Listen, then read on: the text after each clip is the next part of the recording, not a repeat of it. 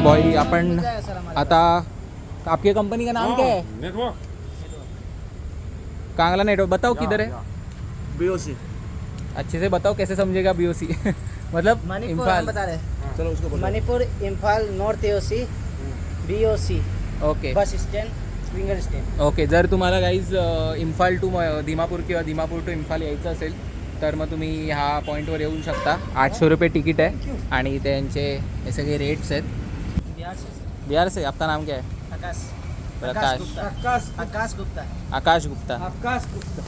तर भाई आकाश गुप्ताला मी जसं बोललो मी महाराष्ट्रामधून आहे. तर क्या बोला आपने?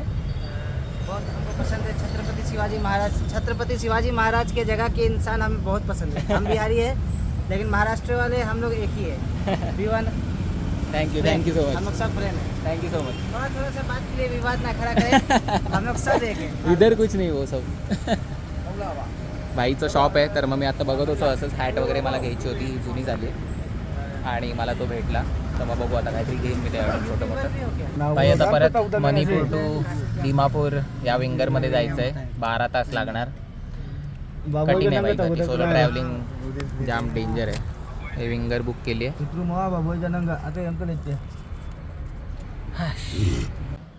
भाई असं होऊच शकत नाही की तुम्ही इम्फाल टू दिमापूर विंगरमध्ये जाताय आणि तुम्हाला रस्त्यामध्ये काही प्रॉब्लेम येणार नाही. टायर चेंज करायचं आहे. क्रेझी जर्नी आहे भाई. लास्टवाली तर अजून भारी होती.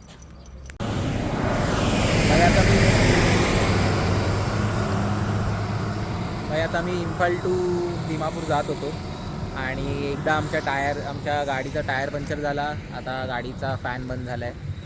ही जर्नी एवढी डेंजर आहे की भाई विदाऊट एनी ड्रामा ही जर्नी संपूच नाही शकत कधीच. जातानासुद्धा सेम खूप काय गोष्टी झालेल्या आणि आता परत येतानासुद्धा दिमापूरला खूप काही गोष्टी होत आहेत.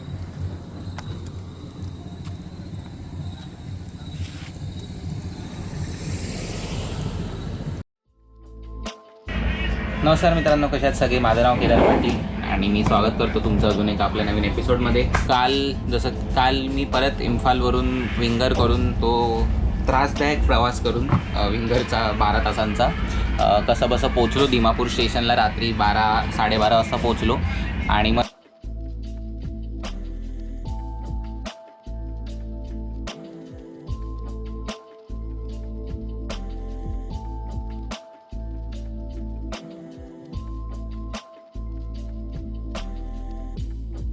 सकाळी राहायचं. म्हणजे आता सकाळी 6 वाजता जायचं तर मग आता 4 तास 5 तास करायचं काय आपण. तर मग दिमापूर स्टेशनलाच डॉर्मेटरी सिस्टीम आहे असं मला कळालं.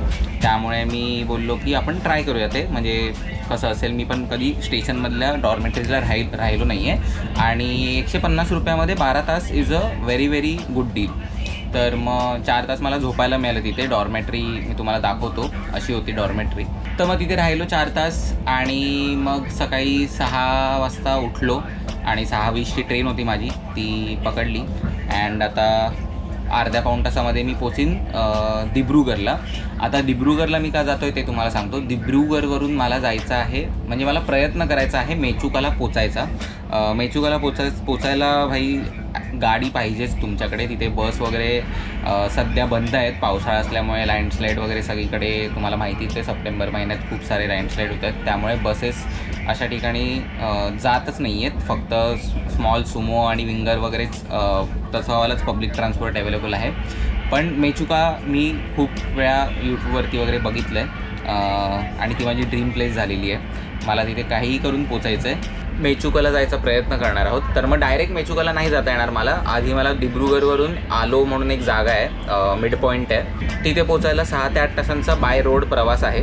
तर मग मोस्टली माझा आजचा पूर्ण दिवस त्याच्यातच जाईल. तर मग 6 ते 8 तास ट्रॅव्हल करून झाल्यानंतर मी आलोला पोचणार. आलोला मी एक ओव्हरनाईट स्टे करणार and then next day morning परत मेचुकाला जायला पुढे अजून रस्ता खराब आहे. तर मग तिथे किती वेळ लागेल माहीत नाही. 8 तास लागू शकतात, 12 तास लागू शकतात, 16 तास लागू शकतात, काही आयडिया नाही आहे. तर मग आणि आज तारीख आहे 19. तर मग मला 24 तारखेपर्यंत मेचुकाला 2 रात्र राहून परत यायचं आहे दिब्रुगरला काहीही करून. तर मग I have 4-5 days in my hand. So let's see how it goes. पण भाई मेचुका खूप सुंदर गाव आहे मला फक्त तिथे जाऊन राहायचं आहे आणि मला ते गाव बघायचं आहे. मला काही टुरिस्ट डेस्टिनेशन्स बघायला मिळालं नाहीत आजूबाजूच्या तरी चालणार आहे, पण ते गाव एवढं उंचावर आणि एवढं सेक्युलर्ड जागेवर आहे. मॅप्सवरती पण मी तुम्हाला दाखवीन की ते एक्झॅक्टली कुठे वसलेलं आहे मेचुका. अँड एवढं सुंदर गाव आहे ते की I am really excited to visit that village. तर मग चला, आता मला टॅक्सी वगैरे काही मिळते का बघतो मी आणि मग तुम्हाला अपडेट देतो. गाईज, आता आपण पोचलेलो आहोत सीला पठारला. मला हा भाई राहुल कुमार भेटला मला दिब्रुगड स्टेशनला. आणि भाई देवासारखा भेटला, कारण की मला काहीच आयडिया नव्हती की मेचुकाला पोचायचं कसं आहे आणि अलॉंगला पोचायचं कसं आहे. तर मग मी याला विचारलं, तुम्हाला म्हणाला चल, तो अलॉंगलाच राहतो, 20 वर्ष झाले आणि मलासुद्धा तिथेच जायचं आहे. तर मग भाई देवाच्या कृपेने मला तो भेटला आहे आणि मला त्याने फुल हेल्प केली आहे. आणि आता आम्ही तिथून बस पकडून सीलापतीला आलो आहे. आता सीलापतीवरून आम्हाला 1 किलोमीटर चालत जायचं आहे एका पॉईंटपर्यंत. प्रदीप हॉटेल आहे, तिथे सुमो वगैरे असतात ज्या मला आज अलॉंगला पोचवतील, जी आपली परत एक 4-5 तासाची जर्नी असणार आहे. तर मग गेले भाई 24 तास 38 तास मी ट्रॅव्हलच करतो आहे. तर मग बघूया आता तिथे पोचून आपण काय करायचं काय नाही. तर भाई आता आम्ही बसलेलो आहे प्रदीप हॉटेलमध्ये आणि आता जेवण मागवलेलं आहे, रोटी, ऑमलेट आणि डाळ. तिथे खूप दिवसानंतर मी रोटी खाते भाई. मी ऑलमोस्ट 15 ते आज तारीख काय आहे, आज 19 तारीख आहे. मी ऑलमोस्ट 15 दिवसानंतर रोटी खाणार आहे गाईस. ऑलमोस्ट 15 दिवसानंतर मला एवढी आठवण येत होती. 15 दिवस मी नुसतं भात खातो आहे आणि भाजी खातो आहे. आज भाई राहुलभाई भेटले मला आणि मस्त मला त्यांनी गाईड वगैरे केलं आणि मस्त आता आम्ही चाललो आहे अलॉंगला. तर मग आता मस्त जेवूया आणि मग नंतर सुमोवाले जे ड्रायव्हर आहेत ते सुद्धा इथे आलेले आहेत. तर मग आमच्या सगळ्यांचं जेवण झालं की आम्ही डायरेक्ट निघणार अलॉंगला. मोस्टली 4 घंटा लग जायगा ना, 4 तासाचा 4 ते 5 तासाचा प्रवास आहे. आणि वाजलेत आता 4:30 वाजलेत. तर मग मोस्ट प्रोबेबली 9-10 वाजेपर्यंत पोचू आम्ही आज पण. आणि मग उद्या सकाळी परत मला 5 वाजता उठून जायचं आहे मेचुकाला. लाईफ ऑफ अ ट्रॅव्हलर, खूपच मजा येते. मी तुम्हाला अपडेट देतो.